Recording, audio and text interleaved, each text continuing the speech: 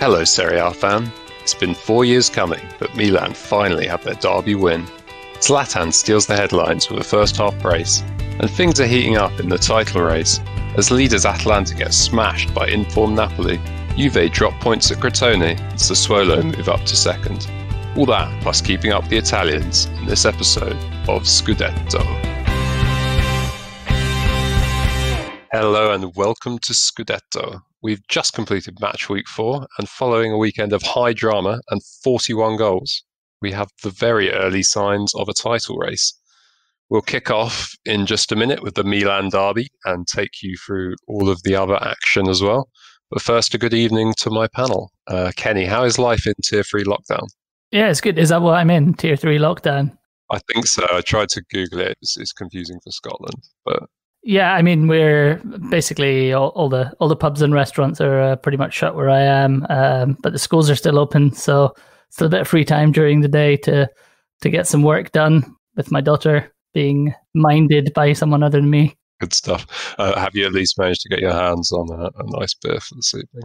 A nice beer, yes. A Scottish beer, no. I've gone a little bit rogue today. I've picked up Yeasty Boys, which is not only not from Scotland, but not from this hemisphere. It's from New Zealand, actually. But it's a cool can, and it's an Earl Grey IPA, which sounded interesting to me. And it is actually quite interesting. It's quite nice. It advertises itself as being boldly floral, much like your granny's bedroom. And I got to say, I am picking up on those floral flavors. It's nice. It's it's good. I thought you were going to say that you're picking up on the granny's bedroom bit. No picking up in anybody's granny's bedroom. Fantastic. And Boaz, you had your laptop in the freezer when I messaged you earlier this evening. I was having a few technical issues this morning. Did you put a beer in the freezer as well? What have you got? I was having technical issues with the beer as well, so I ended up... we're in kind of a lockdown, but we're not. It's not clear. No one knows what's going on. But I went to my local shop and they're not very well stocked at the best of times. And right now all they have is Gold Star, which is the pretty most standard lager you can get in Israel. Nice. I've got a pretty standard one as well. It's a nice mustard-coloured can. It's called an Ericois Pale Ale. It's a pretty standard pale ale, but it's Finnish, so done better than Kenny on that front. Yeah. Anyway, so Inter 1, Milan 2. What must have been quite a strange derby with just 1,000 fans. I think they were all Inter fans. We saw them, some of them go towards the Inter end. I hope they were Inter fans. So, exactly. Every week we try and talk a bit less about Zlatan Ibrahimovic, and every week he forces his way into our agenda. 2 goals, an excellent post-game tweet. What else can we say about him this week, Baz? The man is fantastic. The way he leads the team besides the goal is incredible. And, I think his work on the field speaks for itself. He's the oldest player to ever score in a derby. And so obviously he's also the oldest player to score a brace in a derby, which I think will be hard to beat in years to come. Do we think, obviously, I'm not arguing the fact that Zlatan is an absolute phenomenon. We've spoken about him before on the podcast, but do we think maybe Inter are a little bit unlucky not to get a draw out of this game? What do you think on the balance of play? So I'm going to try and sound as impartial as possible. I do think that, especially in the second half, Inter came out strong and probably had enough chances to equalize the game, particularly one that fell to Lukaku towards the end of the game, as well as a Hakimi header that went wide that usually you'd expect them to score. I also think that Inter their whole preparation for this game was problematic. As we know, they had 6 COVID cases, and Bastoni, even though he recovered, didn't make it in time for the squad. And still, Inter have very significant midfield. They have some amazing reserves. You could see the players they managed to throw on in the second half. So I'm not sure that this is the sole reason for their loss. But of course, a defense made of Kolarov and a defense with Kolarov and centre back is always going to be a bit problematic. Yeah, he got absolutely suckered by Zlatan for the first penalty, didn't he? And we have to talk about the other penalties and not penalties in this game. Zlatan actually had his first penalty saved, obviously managed to score off the rebound. And at 2-1, there was what I thought was a strong penalty shout for Lukaku. It was first given and then on VAR review overturned because of an offside in the build-up. Supposedly, the rule is that Kjaer's touch is unintentional, and therefore the last active touch was from Eriksen, who plays Lukaku in, who is offside at the time. Kjaer does take another touch afterwards, but again, apparently by the law of the book, that second touch is also considered part of the first touch or something like that. I haven't really read the rules, but as far as I understand, Lukaku's initial position is what puts him offside. I have to say that for me, it would have been a very soft penalty anyway. He does drag his foot, but we've seen those given. Yeah, what did you think, Kenny? I thought it was a penalty, personally. I had it explained to me by the two of you, but for me, Kjaer intentionally plays the ball. Okay, he doesn't mean to pass it to Lukaku, but that's sort of beside the point. And the goalkeeper makes contact after the ball goes past him. You see him given every week.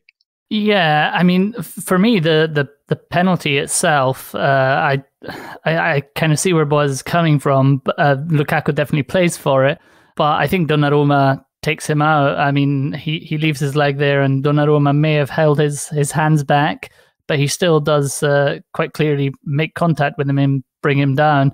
I think it would have been a penalty for me had it not been for the offside decision. You just remind me of an anecdote. It's quite funny because I was texting with one of my Milan supporting friends, and clearly his stream was a lot behind mine. And so he started texting me, "Oh my God, this goalkeeper is such an idiot. I can't believe he gave away this penalty so late. What's he doing? What's he doing?" And I'm just like, "Are you sure, mate? What's going on? It's going to be all right." And he didn't know what I meant until like a few minutes later. So that was my spoiler alert for him. Yeah, coming back to the offside, I don't really. It all happens so quickly. I don't really think Kjaer necessarily does try to play the ball. It's kind of a ricochet, really. But I think one of the points that Boaz and we were discussing with Boaz in the run up to the podcast was that if an attacking player makes a deflection that has an impact on the trajectory of the ball, whether or not it's intentional, then that does count. And the ball definitely came off of Eriksen's shin. And for me, Kjaer doesn't really have the time to react. I can't really see that being intentional, his contact with the ball. So I can see why it was offside, but it is really debatable. And there will be people who disagree with me, and that's perfectly fair enough. I think it's interesting that we're discussing a VAR decision because I felt overall, and first of all, I think we haven't really discussed this, so I'm kind of putting you guys on the spot. But I think at no point we won't give a dishonourable mention to a referee at any point because it's a tough job. However, having said that, the refereeing was very inconsistent throughout the game, and there was a lot of very hard fouls from both sides. In fact, Milan fans and Inter fans they're having a fight who can post the best videos showing the other team cheating, so to speak. And we have to say that there was a occasion where Kessie, who was already booked, stepped on Hakimi's ankle. And it's funny because Milan went on to attack the ball, and I think Leao almost scored. And by the rule of the book, this is one of these funny ones. Had Leao scored, then the ref would have gone to VAR to check the original tackle and probably sent Kessie off. Because Leao didn't score, there was no recall to go back to VAR. So it's one of these situations where maybe Milan were more lucky than skillful. Kenny? No, I just was going to say before we moved on that it was a good weekend for Milan all round, actually, because in the other derby between Milan Femminile and their counterparts Inter, Milan won that one 4-1 to go 3 points off the top of Serie A Femminile. So red and black Milan this weekend. And a final point about Milan before we move on is that currently Milan have the best defense in Europe, having conceded just one goal, and they're top of the league alone for the first time since 2011. And it's just them and Aston Villa with full points thus far. And we both know these are clubs with big pedigrees. Yeah, and their best start for 25 years or so, I believe. Exactly. Great. Well, we'll look forward to hearing more about Milan on this podcast next week, I'm sure. But from the team at the top, we go to the team who were at the top. So league leaders Atalanta went to Napoli on Saturday afternoon, conceded 4 first-half goals, eventually losing 4-1. Kenny, we've been overhyping Atalanta on this podcast for the last 4 weeks. Is that the case, or are Napoli just really that good? No, I don't think we have been overhyping Atalanta. I think anybody who's been watching Atalanta will share the views. But this was something that Atalanta have in them. They have these brain farts. They had one last season against Spal, and it happens to them. It's also partly a result of the approach that they adopt. They're kind of attack at all costs, and normally that pays off. Sometimes it backfires spectacularly. The second half of your question, Napoli, are they really good? Yes, absolutely, because it would be wrong to speak about this result being because Atalanta, dreadful as they were defensively, were bad. Napoli equally were absolutely sensational. In particular, Lozano, Osimhen, and Politano just creating all sorts of problem for Atalanta's back three. There is a slight caveat to this game and this result, which is that Napoli did have the best part of 2 weeks, essentially, in a training camp with all of their full team available, obviously because of the fallout from the COVID-19 tests, whereas Atalanta had half the squad flying back from all corners of Europe, and many of them flying back from South America before this. So it's maybe a bit harsh to focus on how badly Atalanta played, but undoubtedly Napoli were great. Yeah, not all doom and gloom. A bit of a ray of hope in that Lammers looked very good, scored a good goal. Yeah, Lammers is looking very good. That's the second time that he's had any sort of notable time really off the bench, and he scored in both occasions. But it's not really about that. It's just about how good he looks. He does remind me, and this might be a bit of a lazy comparison, but he does remind me a little bit of Van Basten in style. He's obviously not reached those heights yet, but he's he's tall, elegant, incredible first touch, really, really intelligent movement off the ball, and absolutely deadly in front of goal. So Atalanta definitely looked like they've got a good one there. But talking about getting good ones, Napoli have also, it was also a debut for Bakayoko, and he was an absolute rock. I thought he had a great game. So yeah, their squad is looking great. Possibly, I don't know, see what you guys think about this, but possibly the most complete of the sort of starting 11s in Serie A. I mean, you just don't really look at any part of that Napoli team and think that's an obvious weakness. That's true. I mean, since we spoke about them a couple of weeks ago, having too many strikers, they have obviously balanced the squad out, bringing back Yoko. And so, yeah, probably a good shout. Sorry, Boaz, I interrupted you there. I seem to remember Napoli fans complaining about not having a left back or a reserve for a left back. I think the way the season has gone so far, except for the unfortunate episode with the game in Turin, Napoli's team, as Kenny said, looked pretty formidable. Okay, so on to the last game in this segment, so featuring second place Sassuolo, who twice came from behind to beat Bologna away by 4-3. And it's always tempting to say something like, if they could get their defence sorted, they'd be true title contenders. I saw, similar to what you were just saying, actually, Kenny, I saw football journalist Connor Clancy tweeting about this, saying he hates it when people make comments about Sassuolo, saying they're good at attacking, they just need to sort out their defence. If they didn't defend like that, they wouldn't be able to do what they do in attack, and their imperfections make them what they are. And I actually didn't watch this game live, so I had these thoughts in mind when I was watching the game.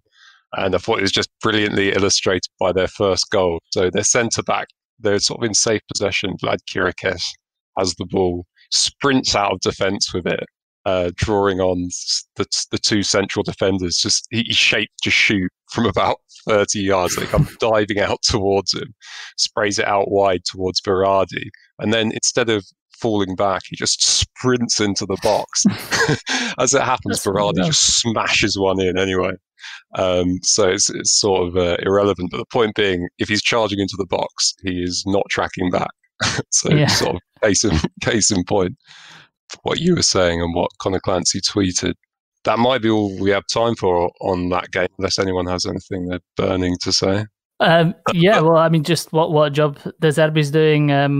A lot of the plaudits have focused on perhaps, Atalanta. And I think I saw that tweet from Forza Italian Football's Conor Clancy. Hat tip to him and their excellent podcast. But I think absolutely on the money there. They're just great fun to watch. And Bologna, we won't say too much about their on-field performance, but we did want to give a dishonourable mention to their social media team, didn't we, Baz? I mean, when they initially signed Aaron Hickey, their whole "we are Scottish, we lad," that whole shtick was kind of funny. But it's been like 3 or 4 weeks now, and they had their team sheet announced that they had "we Aaron" in the team. And come on, guys, there's other players on the pitch, and I'm kind of over it, to be honest. I did. There was a fantastic tweet that came out after all of that started coming out of Bologna's social media team. A Scottish football fan tweeted, "It's kind of akin to a Scottish team signing an Italian player and sending him out for all the press shots with eating pizza and the like." Bingo, exactly. It's like, get over it. But yeah, I don't mind it. I'd like to see him get his time in the limelight. It's going to get very, very old very quickly. And another game we're not going to get time to speak about, actually, Kenny, but you wanted to give an honourable mention to Sampdoria's Damsgaard. Yeah, just for that final goal in Sampdoria's 3-0 win against Lazio. I mean, arguably the honourable mention should be for Sampdoria, with a dishonourable attached for Lazio, who still look like they're still in lockdown. But I just loved that goal from Damsgaard to kill the game off. It's a bit of a mess, the build up to the goal. Lazio failed to clear it, but the ball comes to him with two defenders closing him down, and he knows exactly what he's doing before he gets to the ball. He gets there just before the two defenders, just dinks it over the top of them, and then on a half volley as he's being closed down by another defender, and the keeper, he side foots it into the net. I think when we were watching it at first, we were kind of saying it looks like he slightly mishits it, but then you see it from another angle from the side, and it's actually just a really clean side foot in off the bar, bounces back out into the penalty area for added effect. It was a lot of fun, that goal. I liked it. Yeah, absolutely recommend watching that one from all angles. And Buzz, you've got a dishonourable mention for the Argentina manager. Former Atalanta player Lionel Scaloni is currently the Argentina manager. Kenny was mentioning earlier how the Atalanta players had to fly in from all over the world.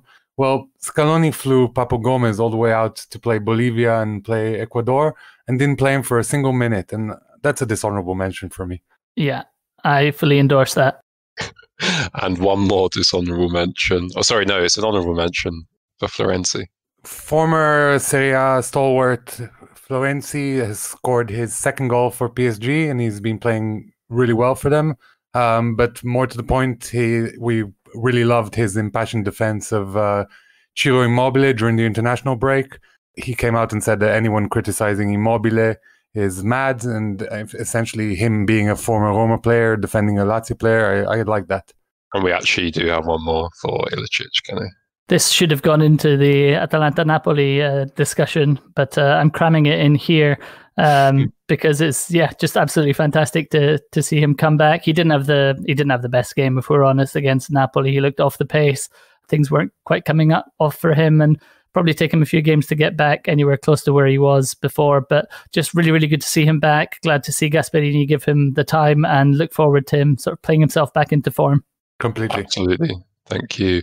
We'll be back just after the break to round up a few more games and everybody's favourite segment, Keeping Up with the Italians. We'll be back after this. Hello, Serie A fan. Make Scudetto a part of your weekly football fix. Subscribe now on Apple Podcasts, Spotify, or your favourite listening platform, and follow us on Twitter, Facebook, and Instagram at ScudettoPod. We'd love to have you on the squad. Welcome back to part 2 of Scudetto. We're going to be starting with Juventus, who were held to a draw at Crotone. Before we get into that game, let's just discuss Juventus's off-pitch antics. It feels like quite a long time ago that we were all laughing at Agnelli, telling the world that Juve always follow the rules after they took that default win against Napoli. So several of their players broke the regulations, according to the Italian sport minister, to go away on international duty. Ronaldo and McKennie were among players to then be ruled out for their next game after testing positive for COVID-19. What did Agnelli have to say about this, Kenny? Yeah, I think Agnelli, after Spadafora, the Italian Minister for Sport, said it appears that these players might have very clearly broken the protocol. Agnelli was straight to the media saying everybody hates us, everybody wants us to lose, everybody's looking for an excuse to gang up on us. So a long time since those comments of always playing by the rules.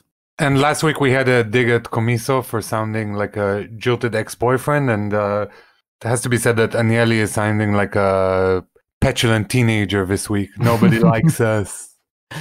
Yeah. Yes. So, actual game, a little bit of a dull and valuable point. Tone, obviously. Key turning point seemed to be Chiesa's sending off on his debut for his challenge on Shigarini. What did we think of that one? Bit of a harsh decision, maybe, Kenny? I thought that it was harsh. I know that a lot of the Italian media and people that I follow on Twitter seem to agree with me. To me, it doesn't look like there's anything dangerous in what Chiesa does. He goes in, he's not going in studs showing or anything. Doesn't even really look like there's much contact. He's leading sort of side-footedly. But yeah, it also has to be pointed out that he had it was a mixed game all round for him, really, because he set up Juve's equaliser quite excellently with a great cross that Morata tucked away. So, I mean, turning point, I'm not sure, because it was already 1-1 at the time.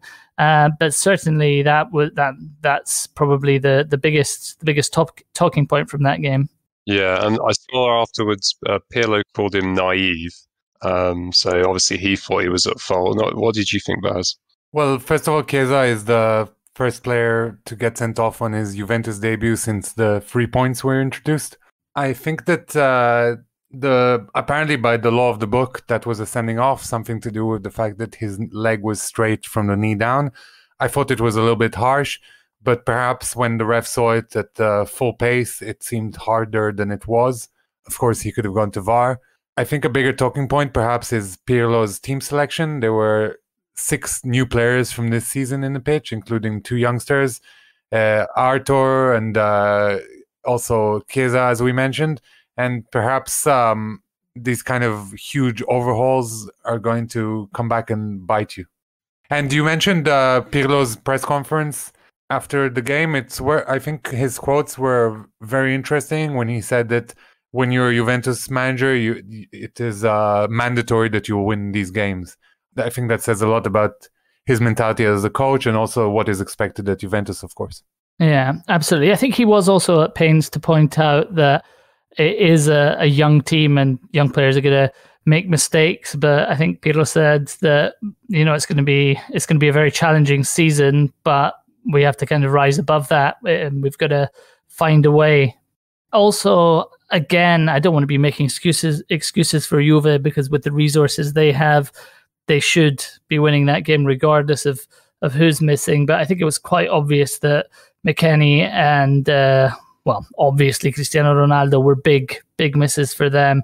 But you still expect them to come out on top against a team that prior to this game was bottom of the league. If you really want to have pretenses to reach that 10 in a row, then these are games you got to win.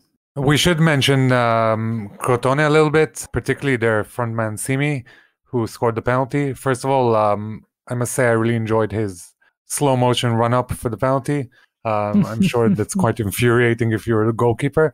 But more to the point, he was the top goal scorer of Serie B last season, and he's the first African player to top the goal scoring charts in any league in Italy.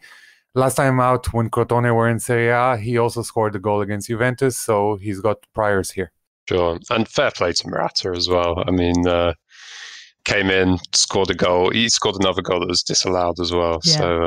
Yeah. So, that would probably be the other point to make on this game. Bad as Juve were, they were millimeters away. They were basically a heel away from winning this game with that Morata goal that was disallowed for. I mean, it was rightly disallowed for offside, but it was millimeters in it. I think it would have been harsh on Crotone though. Chigarini also had a big chance to win it for them, and certainly this wasn't a case of Crotone kind of just clinging on and getting away with a lucky point. I think a 1-1 is probably a fair result in this game. Totally. Well, next up, Roma 5, Benevento 2. But you got your wish. Dzeko and back on target. Clearly he's a listener. Clearly he's a listener, exactly. I actually thought Roma were really good in this game, and Benevento were kind of lucky to get the 2 goals that they did get. Don't know if I'm being overly biased here, but I mean, it was an insane deflection for the first goal.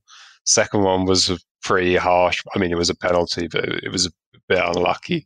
Roma had another goal rolled out for offside. Just really poor defending, outclassed all over the pitch, I thought. Any dissenting voices on that? No dissenting voices. I thought Roma struggled to find a goal in the previous matches, so this felt like a lot of pent-up frustration being unleashed on Benevento, who already conceded 5 against Inter this season.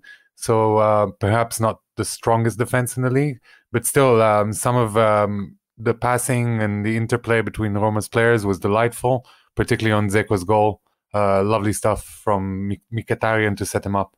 Yeah, I mean, I wouldn't disagree at all with any of that. I don't think anyone really who saw any of this game could argue that Roma deserved any less than the 3 points. I did think that possibly the penalty for me might have been a little bit debatable that Pedro won. I mean, similar situation to the Donnarumma one, I guess. But for me, the keeper gets a touch on that before the contact's made. It's not something that anyone else I've noticed has made anything of. So perhaps I'm completely alone on this one. But it looks to me like he gets a touch. So that normally is enough for the keeper to get away with it. But yeah, fully deserved 3 points though for Roma, absolutely.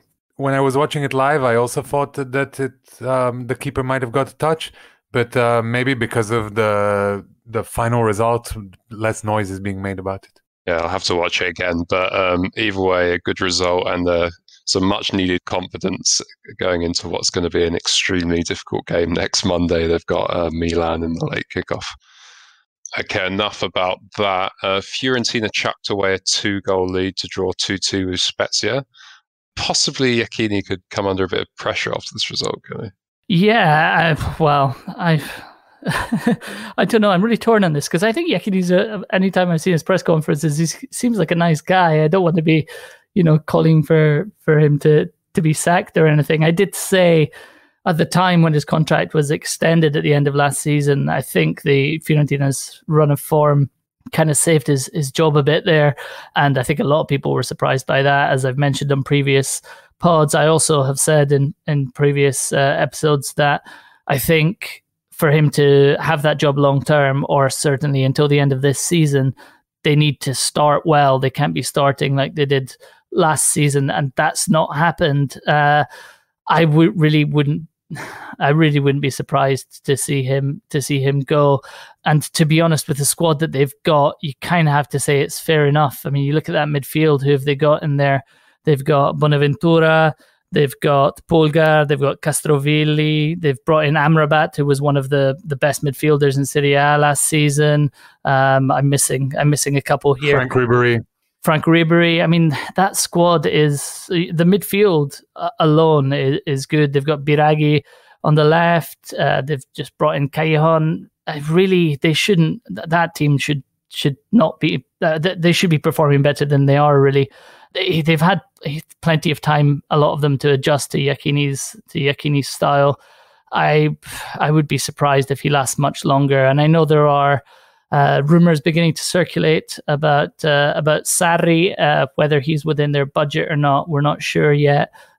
Certainly, if he's on the same sort of salary as he was on at Juve, that would be a no. But he's obviously got ties to the area, so it might be a nice club for him to rebuild his reputation after winning the league with Juventus, because you obviously need to rebuild your reputation after you do something like that. Yeah, fair enough. A valuable point for Spezia, though, and fair play to them for coming back. And missing their target man, Galabinov. Yeah, from 2-0 down as well. I mean, you could quite easily have seen them just chuck in the towel. They risked scoring a third one as well. So, very nearly scored a third, yeah. Fiorentina actually arguably lucky to get away with a point from this game in the end. Not good for them at all. I think Kenny's being too kind to Iachini here. I understand he's a nice bloke, but it's not a popularity contest. And so far, I've happened to watch a lot of Fiorentina this season because they've played some big teams, and they've been spectacularly unambitious throughout. Yeah, true. Okay, and on that note, I think it's time to move on to honourable mentions. We've got first up the Parma Health Authority, Baz, for keeping the league going. A few weeks ago, I said that the local health authority in Napoli stopping Naples from Napoli from traveling put a big question mark on the whole league, because it meant that a local authority could control what was happening on a national level. This weekend, Parma, who had 6 COVID cases, contacted their local authority, and the local authority said that the protocol takes precedence over any local policy. I think that's a big win for the league, and congrats to Parma for traveling despite having 6 absentees. And on that note, I didn't mention it in the first half, but it's worth noting that Antonio Conte deserves an honorable mention simply for not moaning. In the post-match interview, it would have been a great occasion to say, hey, I was missing a few key players here, and he didn't. He never mentioned it, so chapeau to him. I mean, the fact that he needs an honourable mention for not moaning just tells you everything you need to know. It's a new Conte. It's a new Conte. He's a happy-go-lucky guy now. Kenny, you've got a mention for us. Well, I mean, I just wanted to come back on what Boaz said. I'm not sure whether that's an honourable or a dishonourable mention. It's great to have the football. It's great to keep the football going, but I'm not sure how I feel about players, about teams travelling when they're not really sure how many positive cases there are that are yet to test positive. So withhold judgment, but definitely worthy of a mention. As I said, footballers are the most tested profession in Italy right now, and for the league to continue, they need to continue playing. As we've seen Milan get on with it, we've seen even Genoa, who are missing a full squad, get on with it. Even Juve played without Ronaldo, so I think this is the new world we live in. Sure, absolutely, but at the same time, the timing comes into this as well, and as I've mentioned in previous pods, there is a period of time that we all know where someone can be infected and test negative when they are actually positive. And, when these things happen so soon before a game, surely no one can have any idea how many players are in that boat. How many players were eventually ill from COVID from the Napoli team? How many players were eventually ill from COVID in the Genoa team? Who then played Napoli, and how many people caught it? Well, people caught it, and I think that's the point. We don't know for a fact that they came from that game. Did they catch it from the barber? Did they catch it because their kids went to school? Life goes on, and if we want to play football during the COVID era, then we continue playing football. If you want to stop, then let's stop altogether, not play any football. This goes out to the people complaining about the international break as well. This is football. UEFA stopped last year, especially for football. UEFA gave the Champions League a special, more restricted format so that people could get on with it. Now it's time to pay back. For some of the smaller federations, this international break was crucial. So again, if we want to watch football, and I remind anyone who doesn't want to watch football how boring life was for those 3 months when there was no football. I, for one, miss the days of kicking a toilet roll around my bedroom. Kenny, honourable mention for Belotti, and then we'll move on.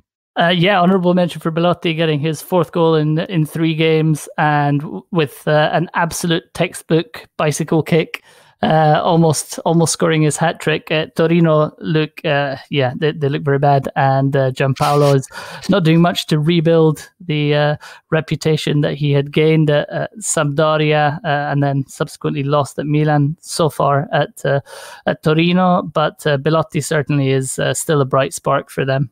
Totally. Thank you. That is all part 2. And we now do our special bonus segment, Keeping Up with the Italians, where we round up all of the travelling fixtures for Italian teams playing in Europe. So Juventus going to Kiev. Boaz, tell us about. I think the most interesting fact about Kiev has got to be the fact that one of the 3 most visited McDonald's in the world is in Kiev right now. I mean, that's crucial information for anyone traveling there. Also, if you're on that kind of vibe, the deepest metro station in the world is also around there.